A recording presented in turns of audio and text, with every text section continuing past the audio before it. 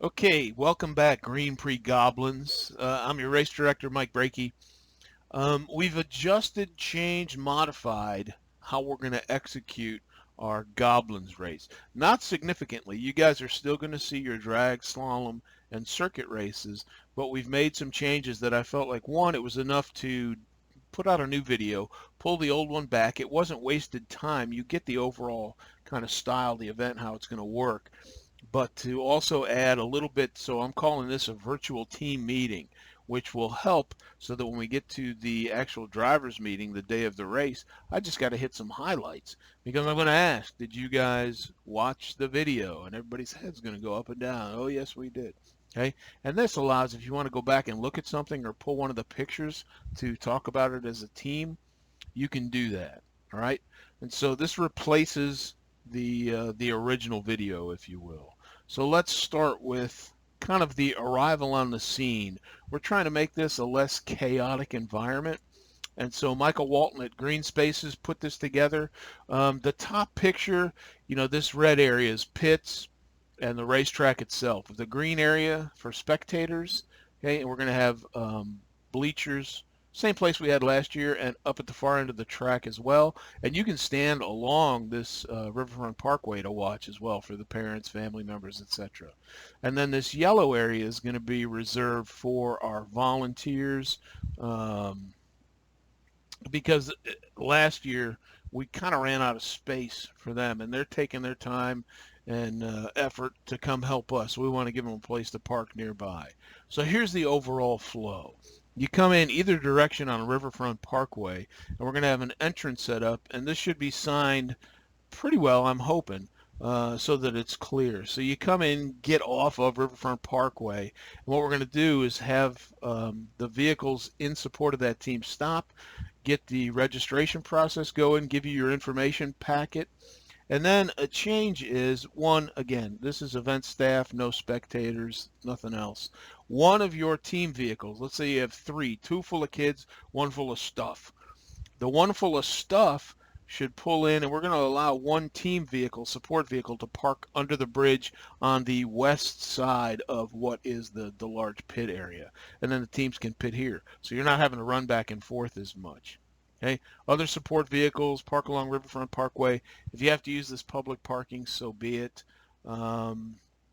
And that's about it. Once you're stopped here as well, I think there should be time for you to um, unload your car.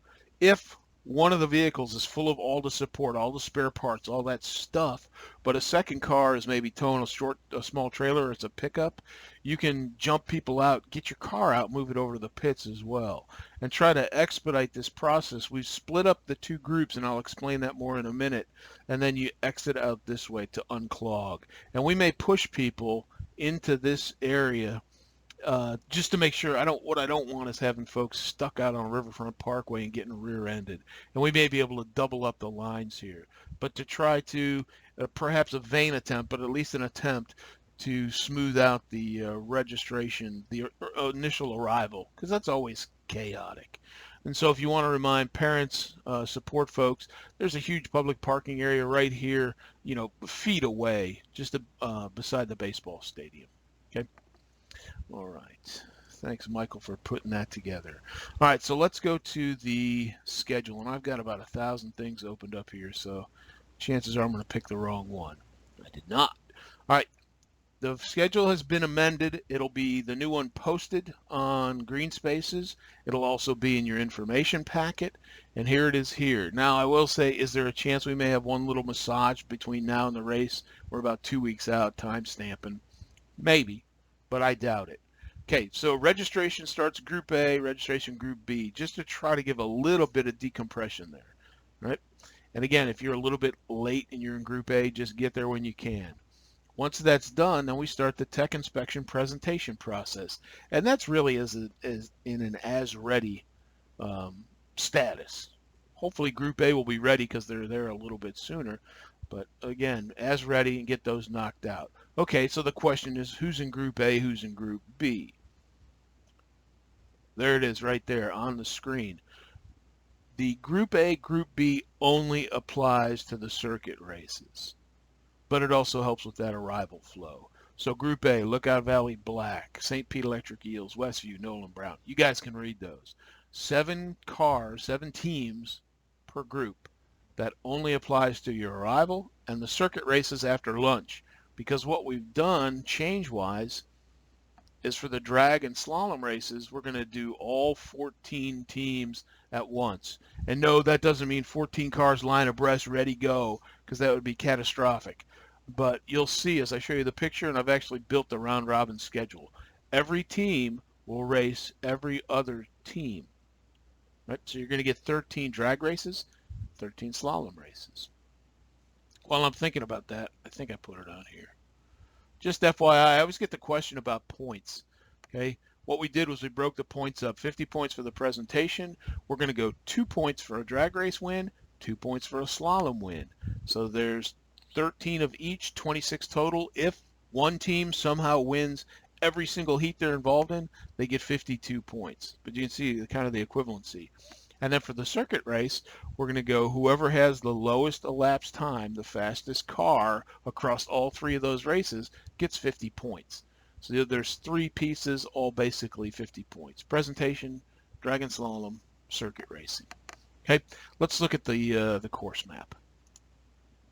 This is really, really well done by me using the pencil. This freeform, you get too much coffee. That line's a little jittery, isn't it? Okay. So the pits, kind of here on the left-hand margin, up and under the bridge.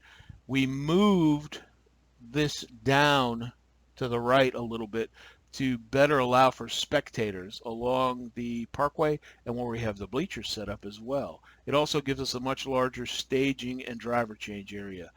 On the last iteration, you guys saw we had the parking lot divided in half, and we were going to do half drag and slalom, half little mini circuit races. We decided not to do that, to give more room for safety, better viewing, and more time in between your individual heat races to allow for driver changes, right? So I think it'll improve the whole thing. And yet, if we can do it, and I think we can, get this knocked out, we'll still have lunch at the same time and then commence the circuit races after lunch. Okay? Letting the cat out of the bag by not having the parking lot cut in half, the circuit races are going to be the full lap that you guys did last fall, which should be a little more fun than just spinning in a circle like a Tasmanian devil, if anybody knows who that is. Okay, here's the process then. We finished the driver's meeting. We should have a good 10, 15 minutes after your arrival, after you've done the presentation and tech. I suggest just coming out here and kind of giving this a look over. It shouldn't take too long, but take a look at the overall layout. Once we get ready to start, the first 2 cars in the very first round will come and line up on, it may not be green, but I just used it here, tires on the first line. You're going to have a pusher for your team. Because remember, the Goblins don't like to start from a standing start. So once the green flag, or maybe even a boat horn, wah, big loud noise, the pushers go 1, 2, 3. And what you're going to do, pushers, is push until the front tires hit the second line. And we'll have cones up there as well. So a couple steps. Drivers, wait until the car is moving. 1 or 2 steps, and maybe you still get a third, but somewhere in the car is now rolling because the pusher's pushing me. Now mash your button. It does a couple things. It keeps the belts from slipping because you don't want to tear those up and change them because it's a pain. And 2, it saves your battery. Because the hardest thing on your batteries is a dead stop hitting the button and trying to go. You want to save that battery juice so that you have the most power available for your circuit races after lunch.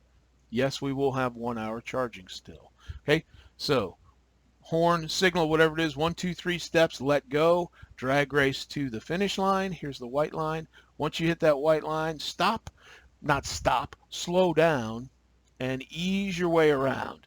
And we'll have some cones to kind of direct you, but that's what the dotted lines are. Race is over. Just kind of ease your way around. Those cars won't be there.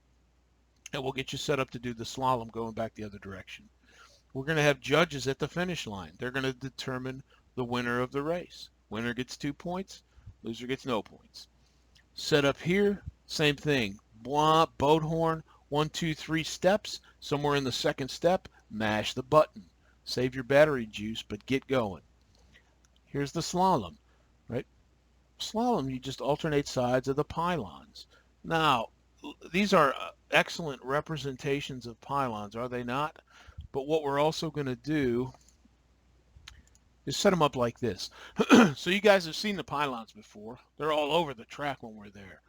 In this case, we're going to put what's called a pointer cone, and that's telling you which side to go of the slalom cone. So in this case, if we're driving toward the screen, you're going to go on the left side. Okay? They'll each have that, and each one will alternate. So basically left, right, however many cones there are.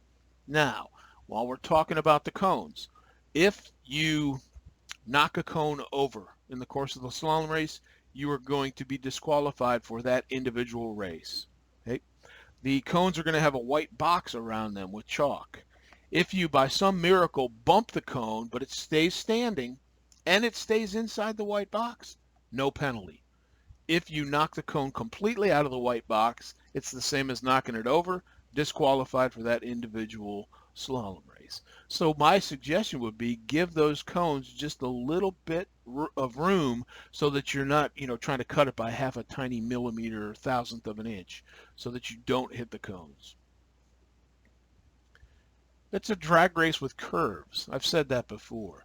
So horn goes off, slalom, and you can see we're going to slalom you guys in the same direction so you're not doing one of these. That would be exciting. White line finish. Finish judges record the winner, and you ease your way back, dotted lines, back to the large staging and driver change area, back to your team's little spot in that area. And now you've got time because there's going to be 12 more of these, or 6 more of these to go. So still be quick. Have your teams ready to get that next driver if you're going to change drivers. You don't have to. And then the pushers, once the pushers are done with the drag race, they can ease their way back here. Once the pushers are done with the slalom race, just kind of use the perimeter and ease your way back. You can use the same pushers for all 13 races. You can divide those up in any fashion you want. Okay? Same with the drivers. It's up to the teams. But this will allow a multitude of different drivers to participate. In fact, probably everyone can if they're so inclined, and more pushers can be involved. So hopefully that makes sense, and it gives us more room to work. This all gets finished up, we go eat lunch. So the sooner we get done, the quicker we get to eat. But we're shooting for that 12:40 lunchtime. Right. Back to the schedule. Anything else on drag and slalom? No. Right. Drag and slalom. This is kind of a verbal explanation of what I just talked about. Lunch break. 1 hour battery charging. Now, if this does take longer for whatever reason, it's the first time we've done it, and we don't get to lunch until 1 o'clock, so be it. Right? We'll slip everything the same amount, basically an hour for lunch. So once you're done, let's say it's 12:45, you get an hour of battery charging time. We're going to have the Monster solar battery charging station on our system, right? If you start at 12:40, end at 1:40, 12:45, 1:45, etc. There's a little bit of time now, once we finish lunch, to kind of digest for a minute and get situated for the circuit races. And you can see right here, 3 7-lap sprint races, but it's going to be the full course that we used last fall. So you guys are familiar with somewhere. Nope. You know what the full course looks like. It basically utilizes the bulk of the parking lot all the way down, around, and back with a pit lane entrance here. So that's going to be exactly the same as last fall. It's a longer track. That's why we made it 7 laps as opposed to a 45-minute. The batteries just won't take it with all the use from drag and slalom. Okay, so each group. So group A, again, that's right here. Here's your group. Once lunch is done, we'll call those cars to grid. Once that race is off and running, we're going to call Group B to the pre-grid outside the track, but getting ready to go. So as soon as they finish, we get the next group lined up. Bang, we start the race. Now, let me talk a little bit about the race procedure. The first of the 3 races, we're going to grid you in random order, just however it works out. But don't panic. If you're car 7 in the grid, we're looking at overall time for all 3 races combined together. And your time starts when you pass underneath the scaffolding that supports our RFID timing. So it doesn't matter if you're back number 7th, your overall elapsed time doesn't start until you go under the bridge, if you will, under the timing scaffolding. You're going to run 7 laps. We're going to have volunteers there because it's hard to keep track of how many laps have I done. So we want volunteers to count you down effectively. So you're going to start the race, you got to have 7 laps. So the next time by, look for your advisor, and we'll make sure you guys know who your advisor is. 6, 5, 4, 3, 2, arthritis, 1. 7 completed laps. When you finish that 7th lap under the timing scaffolding, your timing stops.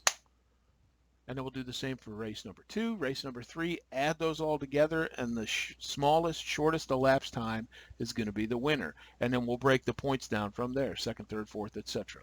Okay? That's on the point side. I don't want to belabor that. Once Group 1 starts, Group 2, or Group B, I should say, is at the pre-grid. Now they go. Group A gets back to the pre-grid. So these should be going fairly quickly. With 7 cars, we hope that there's not any body contact, any issues out there.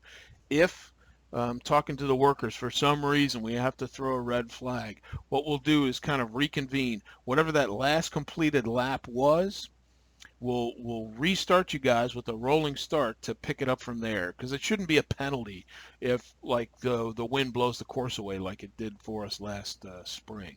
Okay? So we'll make sure to keep that even. Now, I think that's it. And I've already talked about the points piece of that. All right. The one thing that's different for the circuit racers, just because it is a little more chaotic at the start, is we want the advisors to be the pushers for that, and so they can push a couple steps and then clear to the side because you got cars coming behind you.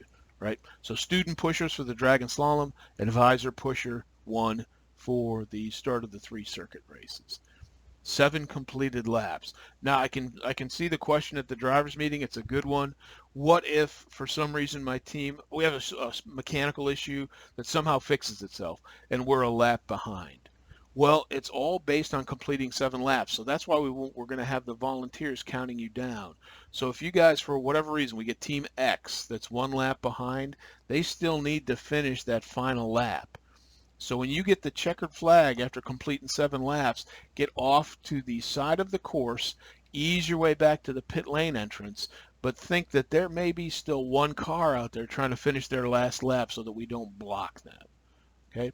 Because we got to have that kind of even 7 lap. What if somebody pits on the 6th lap because they just lost their minds? They saw 2 fingers and figured that meant pit. We'll work with that based on a median lap time, not your best, not your worst, but something in the middle to adjudicate that missed lap because of just an honest mistake. All right? But 7 completed laps, that's the key. We're going to do 3 of those, and the battery should last to the finish. Okay? I hope that covers it, and I hope it clarifies the changes, and again, it kind of reiterates the flow of the drag and slalom. One last thing, let me just show you this. This will be in your information packet, but this gives you an idea as to how this is going to go down. So we get ready to go for round 1. The first 2 cars in the drag and slalom are going to be Lookout Valley Gold and Clifton Hills Pink. That's just your car color with the car number. Okay? So they're going to line up. They're going to do the drag race. Slow down, ease their way around, line up, do the slalom race. No driver changes, none of that. Finish the slalom. Now back to the staging and driver change area. Now you do your driver change in anticipation of your 2nd round race. So look at this. We got Lookout Valley Gold and Lookout Valley Black. Remember, you're running against every other team out there. So St. Pete's going to run against each other, so is Lookout Valley. So you're going to have a little bit of time, but these should go pretty quick. So you finish Lookout Valley Gold, Get your folks in, get your driver change effected, get your new pushers if they're going to be new pushers or use the same ones, and get ready to go for round 2. I'm hoping this doesn't take forever. And look, that's a lot of dragon slalom races. It should be a good time. 13 rounds. Woohoo! Right. If you do have any questions, please email those to Madison. She'll forward them to me, and we'll try to get those out before the race. For the drivers meeting at the track, it's going to be short and sweet. I'm not going to go through as much detail here. So advisors, inform your teams. Hell, sit down and watch with your teams to get the flow of the events. Okay. All right, looking forward to it. I'll see you guys in a couple weeks.